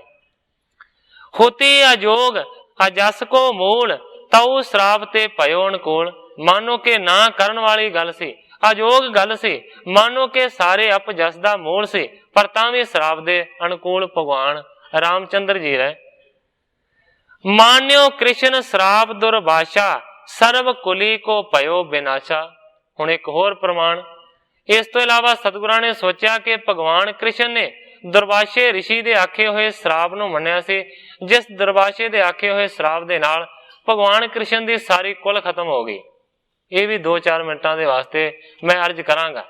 ਕਿਸੇ ਇਤਿਹਾਸਕਾਰ ਨੇ ਲਿਖਿਆ ਹੈ ਸਾਂਭਾ ਨਾਮ ਤੇ ਕਿਸੇ ਨੇ ਸਾਂਭ ਲਿਖਿਆ ਹੈ। ਭਗਵਾਨ ਕ੍ਰਿਸ਼ਨ ਜੀ ਦਾ ਪੁੱਤਰ ਸੀ ਇਹ, ਔਰ ਇਹਨਾਂ ਨੇ ਕੀ ਕੀਤਾ, ਛੋਟੇ ਛੋਟੇ ਬੱਚੇ ਸਨ। ਸਾਂਬੇ ਨੇ ਆਪਣੇ ਪੇਟ ਦੇ ਉੱਤੇ ਵੱਡੀ ਸਾਰੀ ਇੱਕ ਬਾਟੀ ਬੰਨ ਲਈ, ਉੱਪਰ ਦੀ ਕੱਪੜਾ ਲਵੇਟ ਲਿਆ, ਇਸ ਤਰ੍ਹਾਂ ਦਾ ਸਰੂਪ ਬਣਾ ਲਿਆ ਜਿਵੇਂ ਕੋਈ ਗਰਭਵਤੀ ਔਰਤ ਹੋਵੇ। ਦਰਵਾਸ਼ੇ ਦੀ ਸਮਾਧੀ ਲੱਗੀ ਸੀ, ਬੱਚਿਆਂ ਨੇ ਛੇੜਨਾ ਸ਼ੁਰੂ ਕਰ ਦਿੱਤਾ। ਦਰਵਾਸ਼ੇ ਨੇ ਅੱਖਾਂ ਖੋਲੀਆਂ, ਕਹਿੰਦੇ ਨੇ ਹੇ ਰਿਖੀ ਜੀ ਦੱਸੋ ਇਸ ਦੇ ਪੇਟ ਦੇ ਵਿੱਚੋਂ ਕੌਣ ਪੈਦਾ ਹੋਵੇਗਾ। ਉਹਨਾਂ ਨੇ ਉਸ ਵੇਲੇ ਮਨਾ ਕੀਤਾ ਕਿ ਮੈਨੂੰ ਨਾ ਸਤਾਓ, ਮੈਂ ਭਗਤੀ ਕਰ ਰਿਹਾ। ਔਰ ਇਸ ਤੋਂ ਇਲਾਵਾ ਇਹ ਵੀ ਇੱਕ ਬਹੁਤ ਵੱਡੀ ਗੱਲ ਹੈ ਕਿ ਜਿੰਨੇ ਵੀ ਇਤਿਹਾਸਾਂ ਦੇ ਵਿੱਚ ਸਰਾਪ ਦਿੱਤੇ ਗਏ ਨੇ, ਸਾਰਿਆਂ ਤੋਂ ਵੱਧ ਸਰਾਪ ਦਰਵਾਸ਼ਾ ਰਿਸ਼ੀ ਨੇ ਦਿੱਤੇ ਨੇ। ਬਹੁਤ ਜ਼ਿਆਦਾ ਕ੍ਰੋਧੀ ਸੀ। ਆਖਰਕਾਰ ਜਦੋਂ ਨਾ ਹਟੇ ਤੇ ਉਸਨੇ ਫਿਰ ਸਰਾਪ ਦੇ ਦਿੱਤਾ, ਕਹਿੰਦਾ ਹੈ ਕਿ ਇਸ ਦੇ ਪੇਟ ਦੇ ਵਿੱਚੋਂ ਉਹ ਪੈਦਾ ਹੋਵੇਗਾ ਜਿਹੜਾ ਤੁਹਾਡੀ ਸਾਰੀ ਕੁਲ ਨੂੰ ਖਤਮ ਕਰ ਦੇਗਾ। ਸਰਾਪ ਲੈ ਕੇ ਵਾਪਸ ਆਏ, ਭਗਵਾਨ ਕ੍ਰਿਸ਼ਨ ਨੂੰ ਦੱਸਿਆ ਕਿ ਇਸ ਤਰ੍ਹਾਂ ਦੀ ਗੱਲ ਹੋ ਗਈ ਹੈ। ਉਸ ਵੇਲੇ ਭਗਵਾਨ ਕ੍ਰਿਸ਼ਨ ਨੇ ਆਖਿਆ ਬਹੁਤ ਮਾੜਾ ਕੰਮ ਕੀਤਾ ਹੈ, ਹੁਣ ਸਰਾਪ ਤੇ ਨਹੀਂ ਟਲਣਾ, ਕੁਲ ਤੇ ਖਤਮ ਹੋਏਗੀ, ਪਰ ਹੋ ਸਕਦਾ ਹੈ ਕਿ ਕੁਝ ਬਚਾਅ ਹੋ ਜਾਏ। ਕਹਿੰਦੇ ਨੇ ਕਰੀਏ ਕੀ? ਕਹਿੰਦੇ ਨੇ ਕਰੋ ਇਸ ਤਰ੍ਹਾਂ ਕਿ ਬਾਟੀ ਨੂੰ ਕੱਢ ਕੇ ਨਾ ਘਸਾ ਕੇ ਕਿਸੇ ਪੱਥਰ ਦੇ ਉੱਤੇ ਬਿਲਕੁਲ ਖਤਮ ਕਰ ਦਿਓ। ਫਿਰ ਲਿਖਿਆ ਕਿ ਬਾਟੀ ਘਸਾਉਣੀ ਸ਼ੁਰੂ ਕੀਤੀ, ਘਸਾਈ ਗਏ, ਮਾਨੋ ਕਿ ਉਹ ਚੂਰਾ ਬਣਦੀ ਗਈ। ਅਖੀਰ ਦੇ ਵਿੱਚ ਛੋਟਾ ਜਿਹਾ ਟੁਕੜਾ ਰਹਿ ਗਿਆ। ਉਹਨਾਂ ਨੇ ਸੋਚਿਆ ਚਲੋ ਸਾਰੀ ਬਾਟੀ ਤੇ ਘਿਸ ਕੇ ਖਤਮ ਹੋ ਗਈ ਹੈ, ਇਸ ਟੋਟੇ ਦਾ ਕੀ ਹੈ, ਸੁੱਟ ਦੇਣੇ। ਉਹਨਾਂ ਨੇ ਪਾਣੀ ਦੇ ਵਿੱਚ ਉਹ ਟੋਟਾ ਸੁੱਟ ਦਿੱਤਾ ਤੇ ਦੂਸਰੇ ਪਾਸੇ ਉਹ ਜਿਹੜਾ ਬਣਿਆ ਹੋਇਆ ਚੂਰਨ ਸੀ ਨਾ, ਜਿਹੜਾ ਕਿ ਘਸਾ ਕੇ ਬਣਾਇਆ ਸੀ, ਉਸ ਨੂੰ ਦੂਰ ਤੱਕ ਉਹਨਾਂ ਨੇ ਖਿਲਾ ਦਿੱਤਾ। ਸਮਝਿਆ ਕਿ ਹੁਣ ਕੰਮ ਬਣ ਗਿਆ। ਪਰ ਉਸ ਤੋਂ ਬਾਅਦ ਇਹ ਸਰਾਪ ਟਲ ਨਹੀਂ ਸਕਿਆ। ਜਿੱਥੇ ਜਿੱਥੇ ਉਹ ਬੂਰਾ ਡਿੱਗਿਆ, ਉਸ ਬਾਟੀ ਦਾ ਇਤਿਹਾਸਕਾਰਾਂ ਨੇ ਲਿਖਿਆ ਕਿ ਉੱਥੇ ਇਸ ਤਰ੍ਹਾਂ ਦਾ ਘਾਹ ਹੋ ਗਿਆ ਜਿਹੜਾ ਕਿ ਸੂਲਾਂ ਵਰਗਾ ਤਿੱਖਾ ਸੀ। ਔਰ ਇਸ ਤੋਂ ਇਲਾਵਾ ਜਿਹੜਾ ਪਾਣੀ ਦੇ ਵਿੱਚ ਉਹ ਛੋਟਾ ਜਿਹਾ ਬਾਟੀ ਦਾ ਟੁਕੜਾ ਸੁੱਟਿਆ ਸੀ, ਉਹ ਕਿਸੇ ਮਛਲੀ ਨੇ ਨਿਗਲ ਲਿਆ।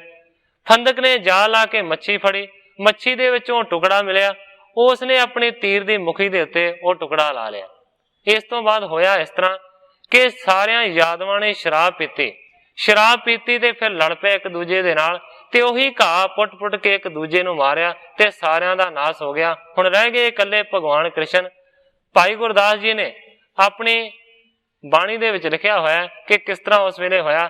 ਭਾਈ ਗੁਰਦਾਸ ਜੀ ਲਿਖਦੇ ਨੇ, ਜਾਏ ਸੁੱਤਾ ਪ੍ਰਭਾਸ ਵਿੱਚ ਗੋਡੇ ਉੱਪਰ ਪੈਰ ਪਸਾਰੇ, ਚਰਨ ਕਮਲ ਵਿੱਚ ਪਦਮ ਹੈ, ਝਿਲਮਿਲ ਝਲਕੇ ਵਾਂਗੀ ਤਾਰੇ, ਬੱਦਕ ਆਇਆ ਭਾਲਦਾ ਮਿਰਗੀ ਜਾਨ ਬਾਣ ਲੈ ਮਾਰੇ, ਦਰਸ਼ਨ ਡਿਠੋ ਉਸ ਜਾਏ ਕੈ ਕਰਨ ਪਲਾਵ ਕਰੇ ਪੁਕਾਰੇ, ਗਲ ਵਿੱਚ ਲੀਤਾ ਕ੍ਰਿਸ਼ਨ ਜੀ ਔਗਣ ਕੀਤੇ ਹਰ ਨਾ ਚਿਤਾਰੇ। ਇਸ ਤਰ੍ਹਾਂ ਹੋਇਆ ਕਿ ਬੱਦਕ ਨੇ ਸੋਚਿਆ, ਭਗਵਾਨ ਕ੍ਰਿਸ਼ਨ ਜੀ ਲੰਮੇ ਪਏ ਸਨ, ਉਹਨਾਂ ਦੇ ਚਰਨ ਕਮਲਾਂ ਦੇ ਵਿੱਚ ਪਦਮ ਚਮਕਦਾ ਸੀ ਜਿਸ ਤਰ੍ਹਾਂ ਤਾਰੇ ਦੀ ਝਲਕ ਹੁੰਦੀ ਹੈ। ਬੱਦਕ ਨੇ ਸੋਚਿਆ, ਸ਼ਿਕਾਰੀ ਨੇ ਸੋਚਿਆ ਹਿਰਨ ਦੀ ਅੱਖ ਚਮਕਦੀ ਹੈ, ਉਹਨੇ ਤੱਕ ਕੇ ਤੀਰ ਮਾਰਿਆ, ਜਾ ਕੇ ਭਗਵਾਨ ਕ੍ਰਿਸ਼ਨ ਜੀ ਦੇ ਚਰਨਾਂ ਦੇ ਵਿੱਚ ਲੱਗਿਆ ਤੇ ਉਸੇ ਲੱਗੇ ਹੋਏ ਜ਼ਖਮ ਦੇ ਨਾਲ, ਹੁਣ ਇਹਦੇ ਵਿੱਚ ਵੀ ਬੜੀਆਂ ਰਹਿਵਾਂ ਨੇ ਕਿ ਕਿਸੇ ਦੇ ਪੈਰ ਦੇ ਵਿੱਚ ਤੀਰ ਲੱਗਣ ਦੇ ਨਾਲ ਮੌਤ ਕਿਵੇਂ ਹੋ ਗਈ। ਮੌਤ ਇਸ ਤਰ੍ਹਾਂ ਹੋ ਸਕਦੀ ਹੈ ਕਿ ਜਿਹਨੂੰ ਆਪਾਂ ਚਾਨਣੀ ਕਹਿੰਦੇ, ਕਿ ਉਸ ਵੇਲੇ ਚਾਨਣੀ ਹੋ ਗਈ, ਉਸ ਲੱਗੀ ਹੋਈ ਮੁਖੀ ਦੇ ਨਾਲ ਇਲਾਜ ਨਾ ਹੋ ਸਕਿਆ ਤੇ ਭਗਵਾਨ ਜੀ ਦੀ ਮੌਤ ਹੋ ਗਈ। ਮੇਰਾ ਸਿਰਫ ਸਾਰੀ ਗੱਲ ਕਹਿਣ ਤੋਂ ਭਾਵ ਹੈ, ਸਮਾਂ ਇੰਨਾ ਨਹੀਂ ਹੈ ਕਿ ਮੈਂ ਇਸ ਗੱਲ ਦਾ ਖੁਲਾਸਾ ਕਰ ਸਕਾਂ। ਸਤਿਗੁਰੂ ਹਰਗੋਬਿੰਦ ਸੱਚੇ ਪਾਤਸ਼ਾਹ ਜੀ ਨੇ ਸੋਚਿਆ, ਨਾਰਦ ਦੇ ਸਰਾਪ ਨੂੰ ਪੂਰਾ ਕੀਤਾ ਭਗਵਾਨ ਰਾਮਚੰਦਰ ਜੀ ਨੇ, ਤੇ ਦੂਸਰੇ ਪਾਸੇ ਦਰਵਾਸ਼ੇ ਦੇ ਦਿੱਤੇ ਹੋਏ ਸਰਾਪ ਨੂੰ ਮਾਨੋ ਕਿ ਭਗਵਾਨ ਕ੍ਰਿਸ਼ਨ ਨੇ ਚੱਲਿਆ। ਯਾਦਵਾਂ ਦੀ ਕੁੱਲ ਖਤਮ ਹੋ ਗਈ, ਭਗਵਾਨ ਕ੍ਰਿਸ਼ਨ ਦੀ ਕੁੱਲ ਖਤਮ ਹੋ ਗਈ, ਪਰ ਸਰਾਪ ਨਹੀਂ ਟਲਿਆ। ਇਸ ਤਰ੍ਹਾਂ ਮਾਨੋ ਕਿ ਮਹਾਂਪੁਰਖਾਂ ਦੇ ਦਿੱਤੇ ਹੋਏ ਸਰਾਪ ਮਿਟ ਨਹੀਂ ਸਕਦੇ। ਗੁਰੂ ਜੀ ਵਿਚਾਰਦੇ ਨੇ ਹੁਣ ਕਰੀਏ ਤੇ ਕੀ ਕਰੀਏ। ਸੋ ਸਾਧ ਸੰਗਤ ਜੀ, ਸਮੇਂ ਦੀ ਸਮਾਪਤੀ ਹੈ। ਕੱਲ ਨੂੰ ਗ੍ਰੰਥਾਕਾਰ ਭਾਈ ਸੰਤੋਖ ਸਿੰਘ ਜੀ ਜਿਸ ਤਰ੍ਹਾਂ ਅੱਗੇ ਕਥਾ ਨੂੰ ਬਿਆਨ ਕਰਨਗੇ, ਮੈਂ ਉਸੇ ਤਰ੍ਹਾਂ ਸਾਧ ਸੰਗਤ ਦੇ ਸਨਮੁਖ ਅਰਜ਼ ਕਰਾਂਗਾ। ਅੱਗੇ ਜੋ ਸਤਿਗੁਰੂ ਸੱਚੇ ਪਾਤਸ਼ਾਹ ਜੀ ਦੀ ਰਜ਼ਾ ਹੋਵੇਗੀ ਉਸੇ ਤਰ੍ਹਾਂ ਵਰਤੇਗੀ। ਅਜਿਹੀਆਂ ਹੀ ਅਰਜ਼ਾਂ ਕਰਦਾ ਹੋਇਆ ਮੈਂ ਇੱਥੇ ਹੀ ਕਥਾ ਨੂੰ ਵਿਸਰਾਮ ਦੇ ਕੇ ਸਾਰੀ ਸਾਧ ਸੰਗਤ ਤੋਂ ਖਿਮਾ ਦਾ ਯਾਚ ਕਰਾਂ। हे अच्युत हे पार ब्रह्म अविनाशी अगनास, हे पूरन हे सर्ब मैं दुख पंजन गुणतास, हे संगी हे निरंकार हे निर्गुण सब टेक, हे गोविंद हे गुण निदान जाकै सदा विवेक, हे अपरंपर हर हरे है पी होवनहार, हे संता कै सदा संग ने धारा आधार, हे ठाकुर हो दास रो मैं निर्गुण गुण नहीं कोय, नानक दीजै नाम दान राखो हिय परोय, याही कुल ते प्रगट होय ताही कुल को नाम, पुन द्वादश गुरिंद को मेरी है प्रणाम।